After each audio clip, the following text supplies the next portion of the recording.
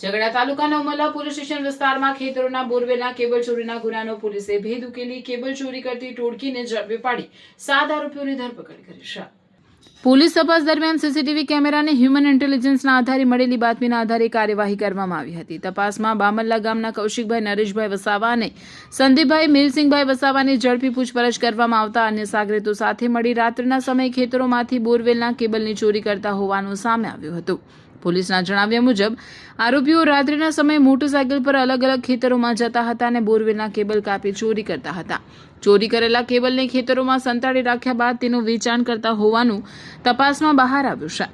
આ ગુનામાં પોલીસે કૌશિકભાઈ નરેશભાઈ વસાવા, સંદીપભાઈ મિલસિંહભાઈ વસાવા, અલ્કેશભાઈ અમૃતભાઈ વસાવા, પિયુષભાઈ રતિલાલ વસાવા, મનીષભાઈ લકડિયાભાઈ વસાવા, અંકિતભાઈ ભરતભાઈ વસાવા અને રાહુલભાઈ શિવાભાઈ મોયોની ધરપકડ કરી છે।